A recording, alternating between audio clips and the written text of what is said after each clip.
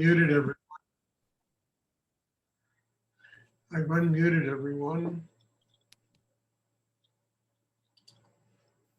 And if anyone has a question they'd like to ask, please ask.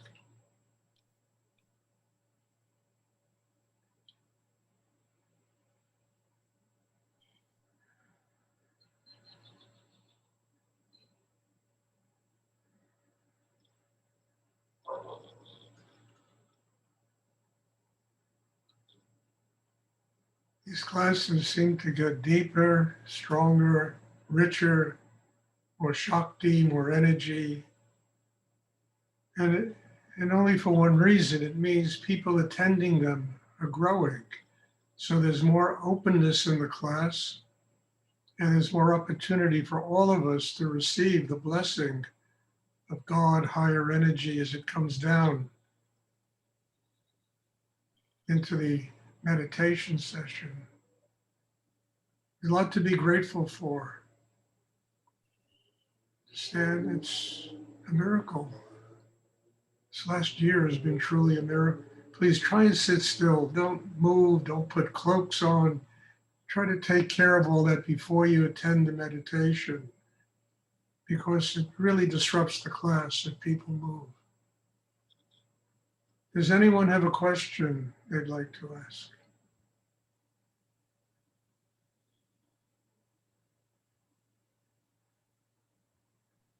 Stuart, can you please walk through the breathing technique? I didn't understand you. Can you speak up a bit? Can you please walk through the breathing technique again? Can I go over the breathing technique? Yeah. Yeah, of course. It's not only for you, Kirsty, it's really for everybody. Everybody should be reminded of the most basic element of what we're doing here. And, you know, it's really it's a craft. I always tell people meditation is not a religion, it's not a cult, it's nothing of that nature. It's just a craft, learning a craft, you know, which can help you fix your inner life and can help you fix yourself as a human being. And in every craft, there are tools. The tools of meditation are the mind and the breath. Also, the tools of meditation are the will, your will to do it, and above everything else, really, the need to do it. Because without a real hunger inside, without a real need inside, you know, for a connection with God, a spiritual enlightenment, you can breathe until you're blue in the face and nothing is going to happen for you. We need to tap a need inside. When you tap a need inside yourself, it means you're willing to let go of a lot of things in order to do what helps you build a spiritual life. So that, you know, there's 7 basic chakras. There's a chakra, you know, here, and throat, heart, below the navel, in the sex, base of the spine, and the top of the head. And, you know, the work is to get these 7 chakras open, because all of these chakras are directly connected to the spine. And the spine is the only area in a human being where energy rises. So what we're trying to do is to get the chakra system open and energy rising up the spine in the form of Kundalini, so that it goes into the crown chakra and eventually goes into the cosmos. The chakra below the navel, you know, the 3rd chakra, this is the source of power in a human being. It's the balance, it's the rootedness, and it's really the center from which all things are possible inside us. So the first step in the meditation is to bring the strongest instrument we have, which is the mind, and focus it in the chakra below the navel. And we do this for a number of reasons. Firstly, if the mind is focused in the chakra below the navel, it's going to get quiet. You know, you're going to relax the mind, it's going to become quiet, you're going to be able to receive knowledge, wisdom. Secondly, the mind is like a surgical instrument. It'll cut through all the tension inside you. And by focusing it in the chakra, the chakra below the navel, it opens that chakra like a great lotus flower. You can even project the image while you're focusing there of a great lotus flower, the core of which is right in the navel, opening inside you. And then you take, then the next step is to open the heart, because foundation and rootedness is worthless unless you have the rest of the tree, the rest of the apartment building, whatever you build. You need something to go on the foundation. And the easiest way to open the heart, which is the seat of love, the seat of compassion, the seat of joy, is to just feel gratitude. We all have something to be grateful for. And just that simple feeling of gratitude will open the heart. And you keep your attention below the navel, and you just feel gratitude, the heart opens, and then you take a simple breath through your nostrils into the center of the chest. The breath is like prana, it's energy, it's life that we're taking into the heart center. And that energy will expand the heart chakra and strengthen the heart chakra. So you breathe into the center of the chest through the nostrils, hold the breath for about 10 seconds, swallow a little saliva to relax the throat. And then after approximately 10 seconds, you exhale a little bit of the air and then stop. And then you continue to exhale until you're comfortable. And then you take another deep breath. And this time you bring all the air down to the chakra below the navel. Your mind is there, the breath is there, and you ask deeply for help to open, to surrender, to grow spiritually. Again, you hold the breath for about 10 seconds, and then you exhale a little bit of the air, stop after a few seconds, and then continue to exhale until you're comfortable. Then you just breathe naturally. But throughout the entire meditation, it's really essential to keep the focus of your attention below the navel. Because once the mind leaves there, the whole system of a human being just goes right off balance. If you feel energy moving through the sexual area, you bring 5-10% of your attention to the base of the spine, and you try to, draw the energy up the spine to the top of the head. And there, that energy of Kundalini, it's like it creates a mountain at the crown of your head, and then eventually that chakra will open. It's like they call it the Sahasrara, the 1,000-petaled lotus. And the soul of a human being connects with the soul of the universe, God, higher energy. And that's what the meditation is. It's a very simple exercise of just focusing below the navel, breathing into the heart, feeling gratitude, and just opening this chakra system, the whole system, not just, the third eye and the heart, but the entire system. Because it's a holistic work. It's a work of nurturing every single part of our inner being. And it's very simple. At first, it could be a little complicated, but once you do it and learn it and master it, it becomes such a pleasure, a major thing to do, because it really opens you inside. It creates the energy that everybody feels right now. Now, in the class, as I say at least 1,000 times a week, it's really important to sit still. Because if people are scratching and fidgeting and putting their sweaters on and drinking water or whatever they're, it not only disrupts the class for you, but it disrupts the class for everybody sitting in the class. So it's really important to sit still.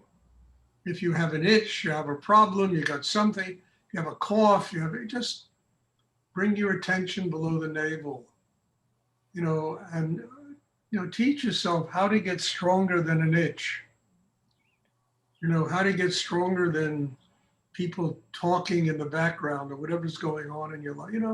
It's very important, because that kind of discipline is essential if you're going to build an inner life. Now, the third element and the second element in all of this is that this class is done with the eyes open. And it's done with the eyes open for a very simple reason. We live in the world with our eyes open. We live in the world connected to life through what we see and hear and, our senses. And if we can stay focused below the navel in the hara, in that chakra, and connected to life, it means we're here and there at the same time. Because most people, when they're connected, life is like a vacuum cleaner sucking all their energy out of them. And our job is to get strong enough to be able to live in the world and to be free of the world at exactly the same time. And when you keep your eyes open, you understand you're connected and you're also focused below the navel. So there's really no separation between the inner and the outer. And also, I work with everybody through the eyes. Don't try to hypnotize people. I just do this because that's how the Shakti that flows through me is transmitted to everybody that's in the class. It's through the eyes. And the third element in this is the breathing. You only do the breathing when you have to do it. You don't do it all the time. I mean, if you do it all the time, you're going to probably hyperventilate, and that's not the purpose of the class. You do the breathing when you need to do it. If you start thinking, daydreaming, drifting off, which people do, it's very common that this happens. You refocus your tension below the navel, and then you just do the breathing into the heart, exhale below the navel. But once you get yourself open and that energy flows, comes from the cosmos, it's going to do more to open you and help you to grow, than anything you can do for yourself. It's much stronger than the breathing. So that's the exercise, That's the exercise, and it's very simple, and it's the greatest gift that Rudy left all of us. I say this all the time, and I mean it, because it's the very foundation, the very core of everything that he taught. And it was given to us, this amazing gift. It's like a great jewel that was given to us to use. And if you take it for granted and all that kind of crap, you just destroy your own possibility of growing inside and truly having a spiritual life. We have to be grateful for this incredible gift that Rudy left us, because without this gift, there would be no class here. There would be no class anywhere, And it's because of that double breathing exercise. And I'm teaching it exactly the way I learned it from Rudy. It's exactly what he taught me. I haven't added to it. I haven't subtracted from it. It's what he taught me. I figured it worked so well in my life. Why the hell should I change it, I don't want to adapt it to some crazy belief that I have in my brain. So please, just be grateful, do it. And when you want to feel Rudy in your heart, just be grateful for this gift. What a gift to have been given to all of us. It's totally extraordinary. And I hope it's clear. Does anyone have a question about it? Hi, Stuart. Just to clarify, even when you breathe into the heart, my focus is still in the chakra below the navel. Yes. Keep your attention in the chakra below, even when you're in the grocery store, okay? Try to keep your attention there. Not only while you're opening your heart. I mean, I'll repeat it. Once the mind leaves that chakra, you understand, once it leaves, once it goes back into the mind and emotions and all this stuff, the whole system of a human being goes off balance. And the meditation is about building a system that enables us to stay focused there. No matter what we do during the day, we are centered, we're balanced. It's kind of like a martial art, I always tell people, because in order to do Kung Fu and, all those things that they do, keto. It's all about chi. It's all about developing chi inside. It's not about developing your head or making your hands stronger so they can break bricks. It's the chi that does it. And when your mind is focused below the navel, it builds chi. Now, we're not going to get in the ring and fight with each other, but we certainly all have to deal with life. And the martial art that I teach and that Rudy taught me is dealing with life, being centered while we operate in the world every day.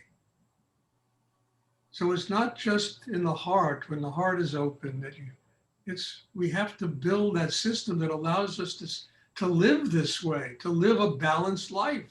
And nobody's going to live a balanced life if they spend all their time in their head or their emotions. I mean, those are crazy fields of energy that have conflict and, they drive everybody crazy. Once you get into the chakra below the navel, it becomes chi, it becomes harmony, it becomes balance. You are developing the very core of your being.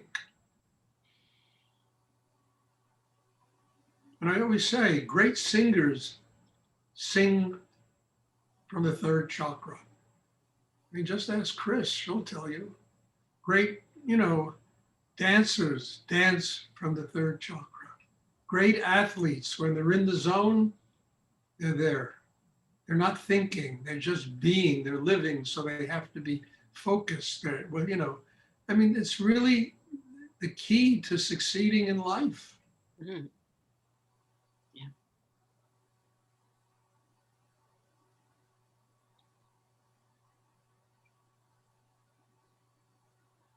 Does anyone else have a question they would like to ask?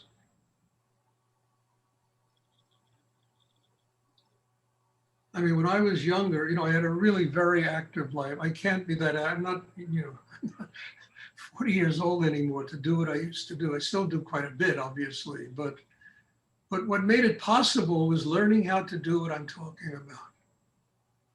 That's really what made it possible. I had 50 things going on all the time, and none of them interfered with anything else. None of them were ever an excuse for me not to be in meditation class, teaching, or with Rudy, or with, when I was studying with him. And as years went by, that chi got stronger and stronger.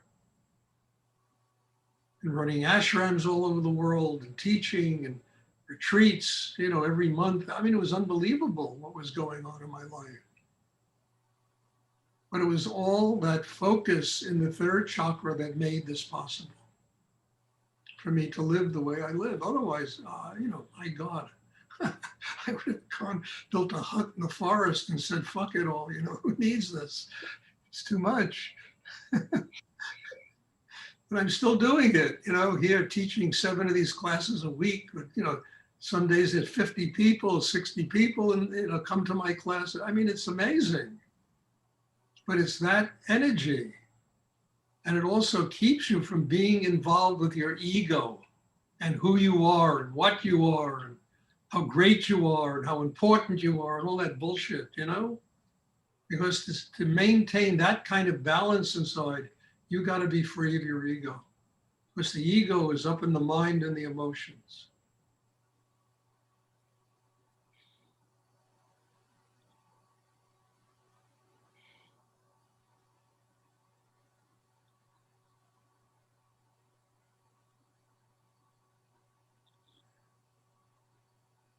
Does anyone else have a question they would like to ask? And I am so grateful to share this with all of you. I mean it, because these things are so important. And honestly, it's not even me talking. It's the energy that comes through that talks, that's trying to, share this kind of incredible teaching with people that are open to receive it. So let's all be very grateful for this. And it's a miracle that we can share in this thing together.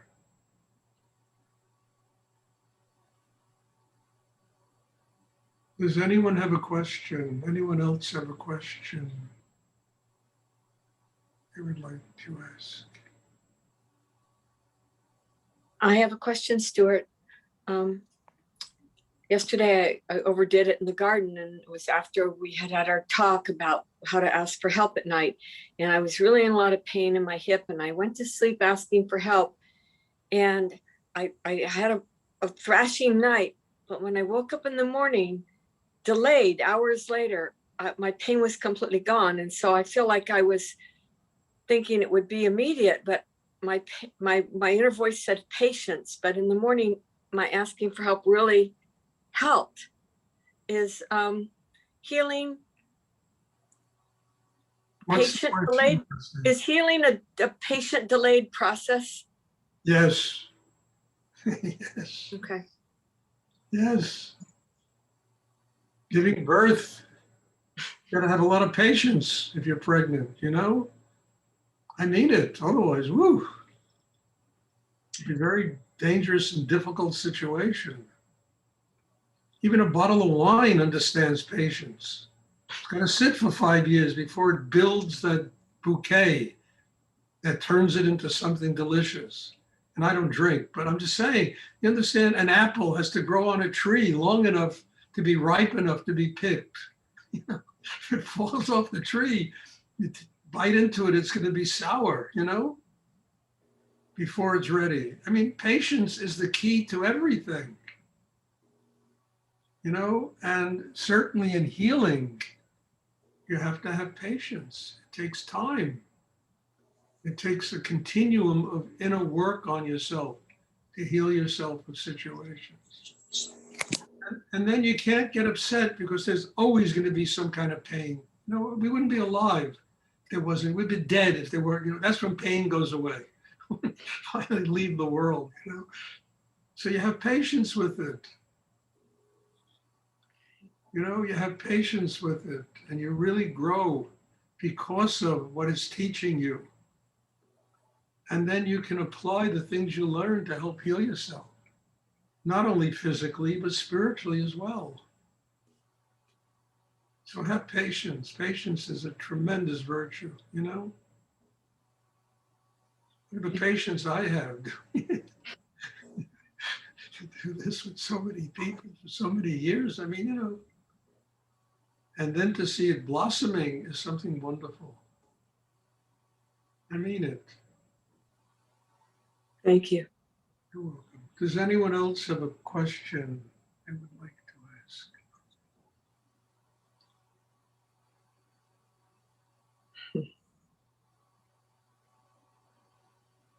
I hate to say it, but a bottle of wine has more intelligence than most people.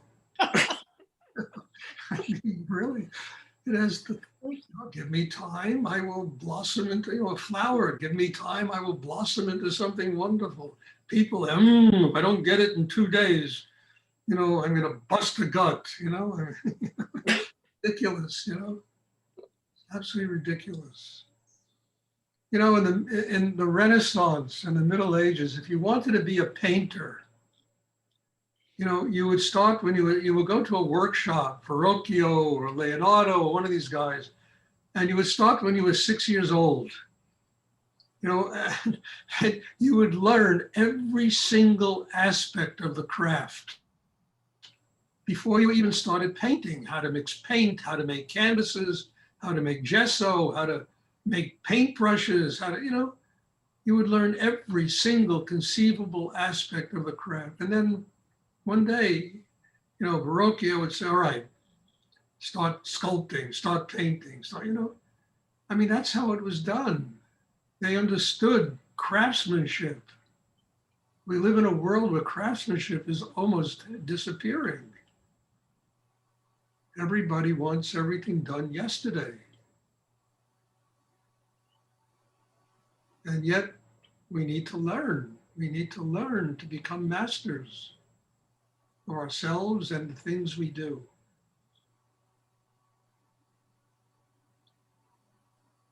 Does anyone else have a question they would like to ask?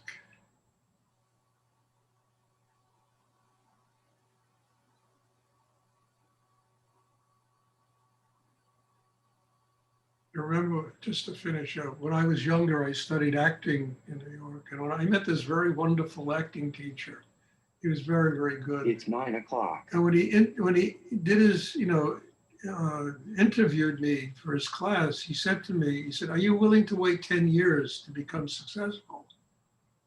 It's the first thing he asked me. And at that point in my life, I said yes. And then it turned out I wasn't, because I knew my life had to go in a different direction.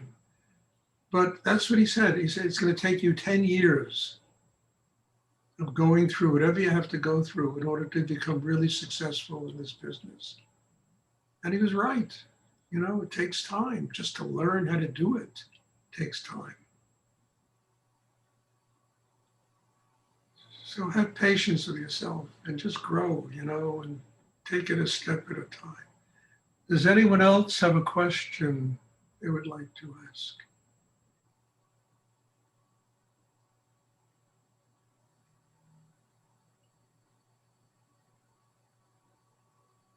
Okay, if there are no more questions, God bless you all. Thank you. And in all humility, I'm very grateful to do this and to be with you and to share what I've learned in my life with every one of you. So please, you're all home. Take it home with you and let it work for you every day. Bless you. Thank you. And I'll see everybody on Wednesday. Thank you, Stuart. You're welcome. Thank you, Stuart. You, Stuart. Thank you. Bye.